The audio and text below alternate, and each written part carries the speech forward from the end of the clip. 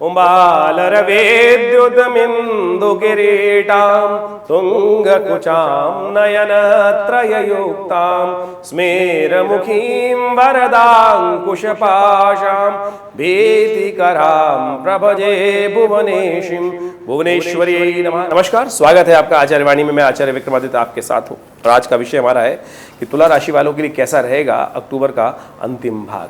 देखिए, अक्टूबर के अंदर विशेष तौर पर नवरात्रों का सुंदर अवसर चल रहा है और नवरात्रों के सुंदर अवसर के साथ साथ उसके विजयदशमी इत्यादि कई महत्वपूर्ण त्यौहार इस अक्टूबर के अंतिम भाग में आने वाले हैं। और ये सारे के सारे जो त्यौहार हैं ये केवल उत्सव ही नहीं, ये मुहूर्त हैं।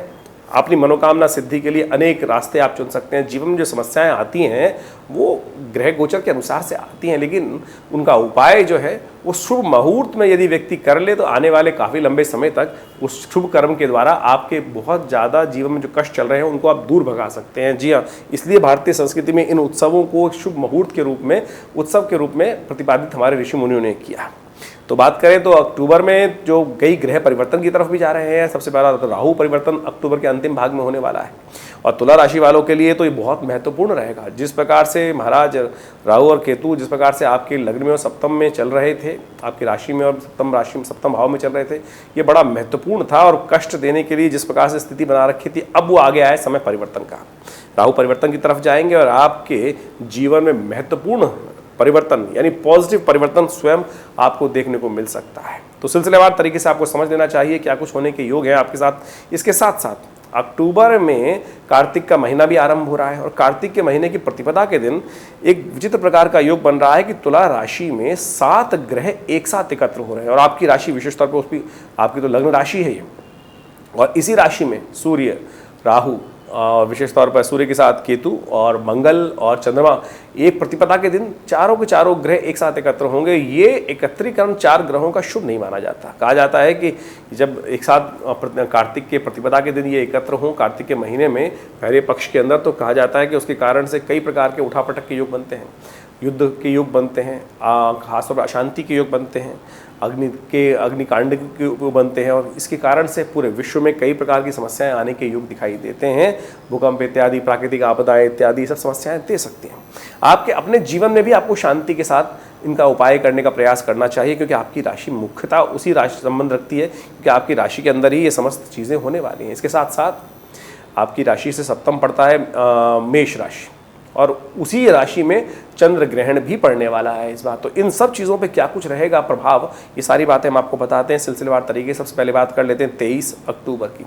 23 अक्टूबर की ग्रह गणना की यदि हम बात करें तो उस दिन बड़ा ही शुभ योग है, महानवमी का अवसर है। महानवमी के अवसर के दिन भगवती की आराधना करके कहा जाता है कि जो भगवती की आराधना करते हैं, पूजा करते हैं, उन पर पंचमकारों की आहुति देते हैं भगवती को व्रत करने के उपरांत, और प्रसाद स्वरूप भगवती का जो प्रसाद ग्रहण करते हैं, कहा जाता है उनके जीवन से समस्त प्रकार के कष्ट दूर हो जाते हैं।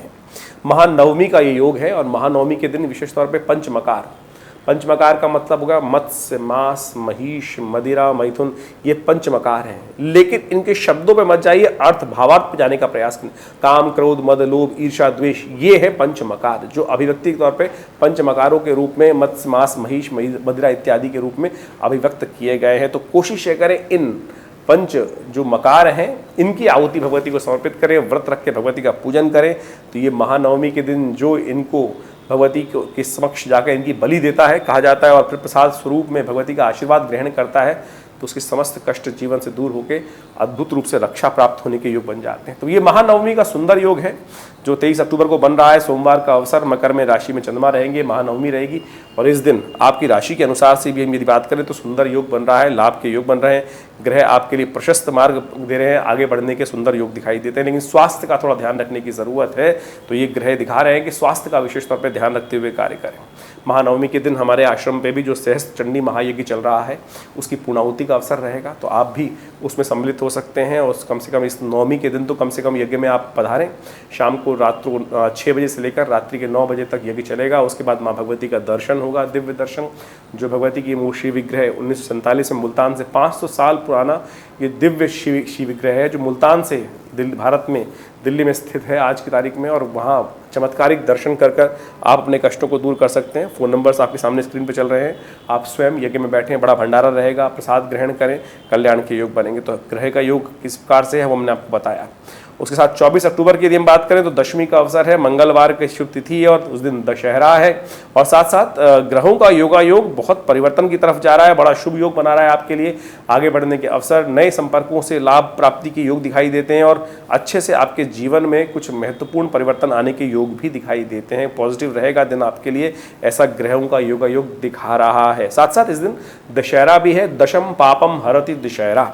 इसके साथ साथ अपराजिता जी का पूजन किया जाता है। कहा जाता है एक विशेष प्रयोग इस दिन किया जाता है।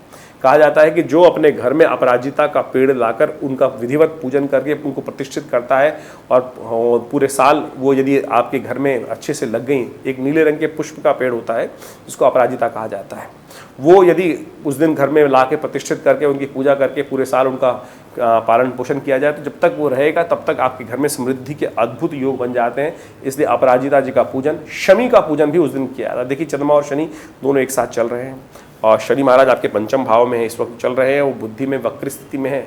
अभी 5-6 दिन बाद परिवर्तन के योग बनाएंगे, लेकिन उसके लिए शमी के वृक्ष की उस दिन पूजा करने का विधान भी शास्त्र में बताया गया है। कहा जाता है कि पान के पत्ते में शमी के पत्तों को लपेट कर भगवान को अर्पित कर दिया जाए, भगवान विष्णु को, और उसके बाद उनका विधिवत पूजन करने के उपरांत प्रसाद स्वरूप उस पान के बीड़े को उठाकर धन वाली जगह में रख दिया जाए तो अद्भुत प्रकार से लाभ के योग बनते हैं। इसको अवश्य करना चाहिए, टोटका है, कल्याणकारी योग बनाएगा। 25 अक्टूबर को ग्रह गणना विशेष तौर पर दिखा रही है। एकादशी बुधवार का अवसर और पापांकुशा एकादशी है। उस दिन कहा जाता है कि उस दिन भगवान विष्णु के पूजन कर लेने से समस्त प्रकार के पापों से निवृत्ति के योग बन जाते हैं। ओम नमो नारायणाय इस मंत्र का जप करें। देखिए हम जीवन में मनसा वाचा कर्मणा 3 प्रकार के कर्म बताए गए हैं। प्रत्यक्ष कर्म कर रहे हैं, उसमें कहीं ना कहीं त्रुटि हो जाती है, कुछ ना कुछ मानसिक तौर पे कोई विकार उत्पन्न हो जाता है, उससे भी पाप के योग बन जाते हैं और उसी से जीवन अवश्य में वो भोक्तव्यम कृतम कर्म शुभाशुभम शास्त्र जो कहता है, इस बात को हमें समझना चाहिए। तो कष्टों को दूर करने के लिए सबसे अच्छे त्यौहार बनाए गए हैं, तो कोशिश ये करें उस दिन सुबह व्रत रखें, भगवान विष्णु का विधिवत पूजन करें, भगवान शालिग्राम जी का उनको पूजन करके उनका चरणामृत ग्रहण करें। और ग्रह योग विशेष तौर पे आपके लिए शुभ बने हुए हैं, अच्छे योग बने हुए हैं, नए विचार से परिपूत होते दिखाई दे रहे हैं और कोई आपका अहित नहीं कर सकता, ऐसे भी योग बन रहे। निर्द्वंद भाव से आगे चलने का आपको प्रयास करना चाहिए। भगवान विष्णु की उपासना करें, सब शुभ होगा। रवि योग विद्यमान है जो सुबह सूर्योदय से लेकर रात्रि में करीब करीब 8:55 तक रहेगा। तो नया कार्य आरंभ करने के लिए दिन अच्छा दिखाई देता है। केवल इस बात का ध्यान रखें राहु काल जो मध्याह्न में आएगा उसको छोड़ दें।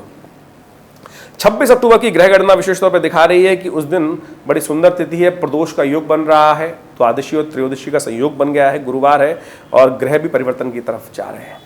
लेकिन ये समय स्वास्थ्य के लिए थोड़ा भारी दिखाई देता है, तो स्वास्थ्य का विशेष तौर पर ध्यान रखते हुए कार्य करने की जरूरत। चावल का दान करना चाहिए, भगवान शंकर का ध्यान करते हुए उनका पूजन करें, दूध से उनका अभिषेक करें, महामृत्युंजय मंत्र का जप करें। ये उपाय आपके लिए करना अच्छा रहेगा, इसको करके आप कष्टों को दूर कर सकते हैं।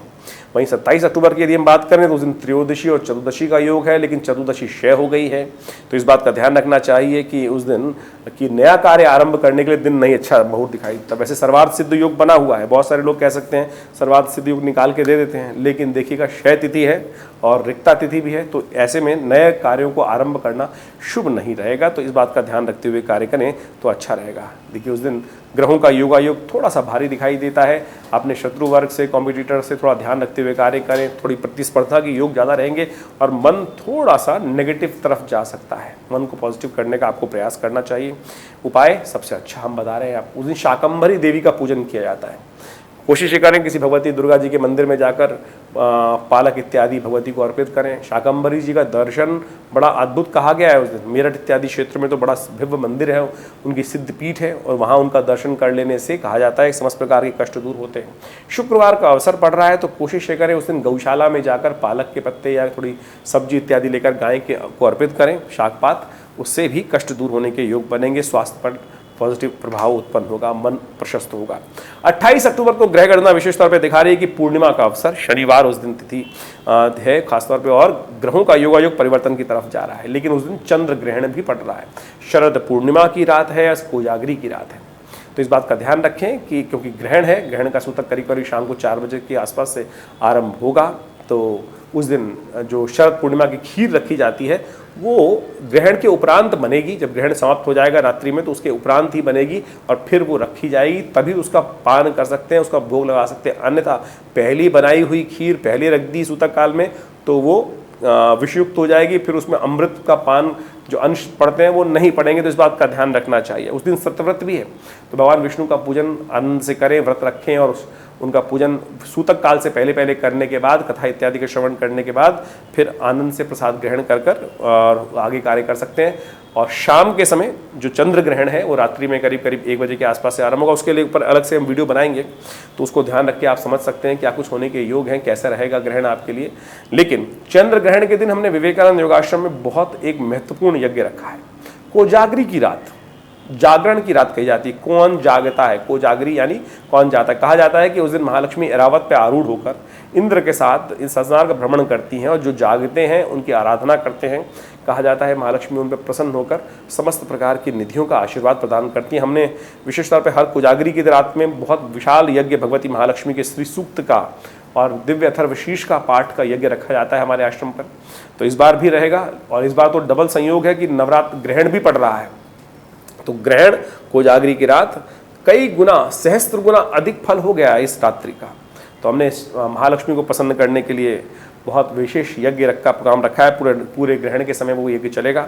आप भी उसमें सम्मिलित हो सकते हैं और अपने नाम से भी अपने स्थान को आरक्षित करने के लिए सुंदर व्यवस्था बना सकते हैं। ग्रह योग उस दिन पॉजिटिव दिखा रहे हैं, लेकिन थोड़ा ध्यान रखने की ज़रूरत है क्योंकि ग्रहण पड़ रहा है और आपकी राशि में थोड़ा ग्रहण भारी हो सकता है। तो आपके लिए अच्छा ये है कि आप अपने सामर्थ्य के अनुसार से सतनाजे का दान करें। यह आपके लिए बहुत ज़रूरी है क्योंकि स्वास्थ्य के दृष्टिकोण से आने वाले समय में थोड़ी समस्या दिखाई देती है तुला राशि वालों। तो इस ग्रहण का प्रभाव जो आपके लिए है थोड़ा सा कष्ट में है, तो इसके लिए ये उपाय करें। वैसे हम अलग से बताएंगे आपके लिए ग्रहण के लिए कौन सा उपाय करना चाहिए, वो भी आप कर लीजिएगा। 29 अक्टूबर को ग्रह योग दिखाते हैं कि उस दिन कार्तिक प्रतिपदा का आरंभ हो रहा है, कार्तिक का पक्ष आरंभ हो रहा है और साथ साथ रविवार का अवसर है। उस दिन ग्रहों का योगायोग तुला राशि वालों के लिए थोड़ा भारी है। चतुर्ग्रही योग आपकी राशि में बन गया है।